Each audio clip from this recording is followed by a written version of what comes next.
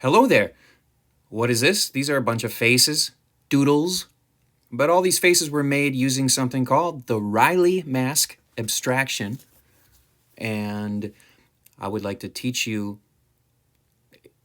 of a simplified version of the Reilly Mask Abstraction.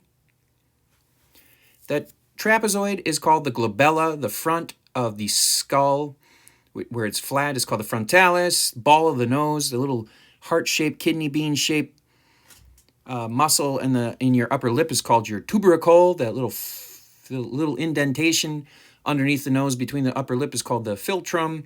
The chin is known as the mentalis. So the Reilly Mask Abstraction uses a little bit of physiology or anatomy, I suppose, and helps you to construct a face.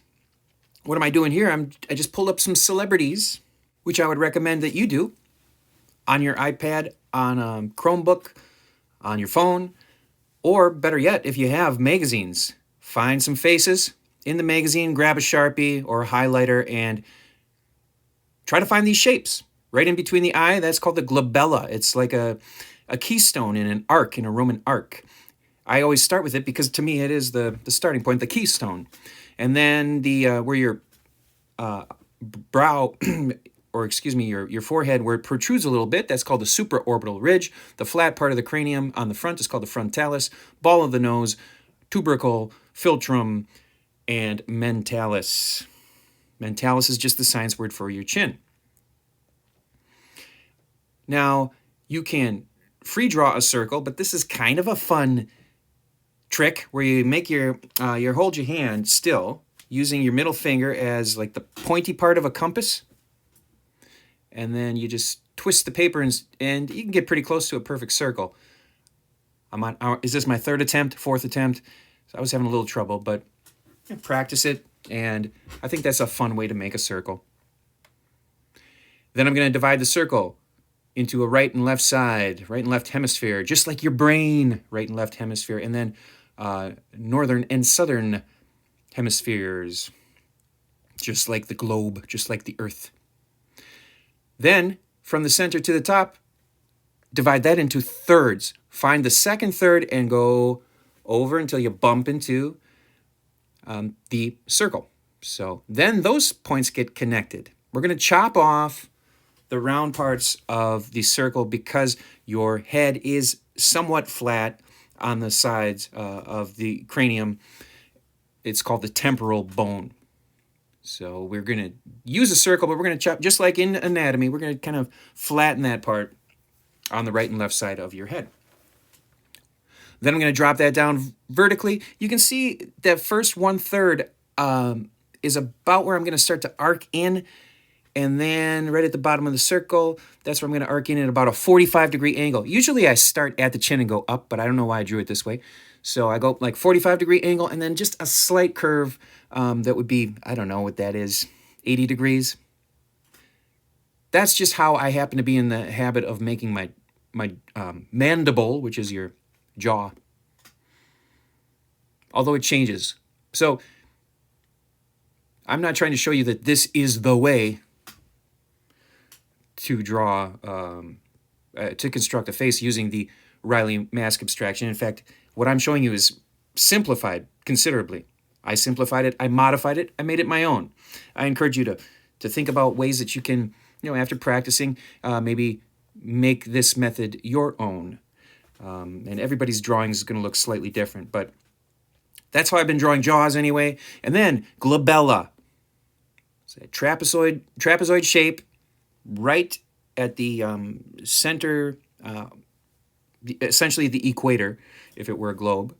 And then from the bottom of the glabella to the top of the hairline, you make a circle. That is the frontalis. You can see the supraorbital ridge goes from the eye line to the top of the head. Now I'm finding right at the 2/3 down, that is the ball of the nose. And then I like to put a little triangle, kind of like a kitty cat triangle nose that I would draw if I were doing a cartoon. That is to show the plane of the nose underneath where it goes back away from you, and later on we'll add a shadow there. The nodes of the mouth are are basically 1.618, the divine proportion, wider than the distance from wing of nose to wing of nose. You go to the wing of the nose straight up is usually where the tear duct is, starting point for your eye. Your head is 5 eye lengths wide, and I kind of messed up right there, but there's too much space in between my eyes. There should be 1 eye length in between the 2 eyes. That is called the orbicularis oris, from the top of the ball of the nose to the top of the mentalis. And then from the node of the mouth, so that's the very end of the mouth, to the eye line is another rhythm line that helps you find the cheekbone, and it also helps you find the ears. Your ears generally go from about where your eyes are to about where the bottom of your nose is, and then there's some sort of hairline. I really love using this Reilly Mask Abstraction to construct faces from imagination, from memory, without having a visual reference. And it's a process that is repeatable. Every time it ends up looking a little bit different. I suppose if I had mastered it, then I would be able to reproduce the same exact character or whatever, which I cannot do. But it's like if you play guitar or piano and you practice your scales or maybe some other sort of pattern in the scales.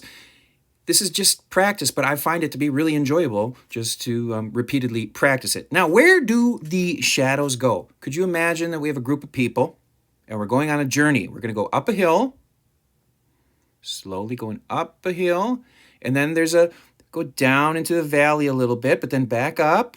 We go up into the top of Mount Nosius, and then we're going to go down Mount Nosius. Don't explore the caves at the bottom of Mount Nosius, and then we go down and up and down one more time.